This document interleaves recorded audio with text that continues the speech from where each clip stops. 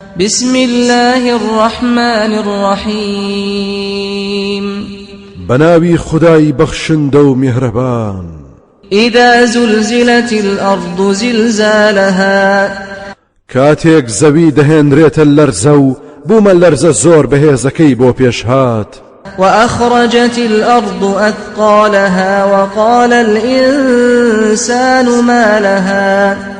هرچی لزويدا هبو لما دسنجينكاني ناوي دري پراندو هناية دروا او كاتا آدمي زاديش دليت او تشيتي بوواي ليهات ایماندار هەز دەکات کۆتایی دنیایە و بەرپابوونی ڕۆژی قیامەتە بێ ئیمانیش سەری لێ دەشێوێت و نازانێت بەرەو کوێ ڕابکات يومئذ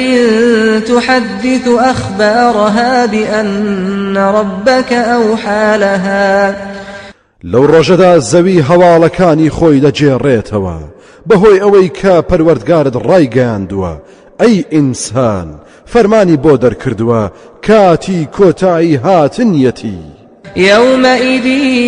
يصدر الناس أشتاتا ليروا أعمالهم ئەو ڕۆژە خەڵکی دەستە دەستا بەرەو گۆڕەپانی لێپرسینەوە دەچن بە پەرش و بڵاوی تا کار و کردەوەکانیان ببیننەوە دیارە کەنامەی کردەوەکان تۆمار کراوە بە دەنگ و ڕەنگەوە فمن يعمل مثقال ذرة خيرا يره جا ئەوەی بەقەدەر سەنجی گەردی لەیەک خێر و چاکەی ئەنجام دابێت دەیبینێتەوە ومن يعمل مثقال ذرة شرا يره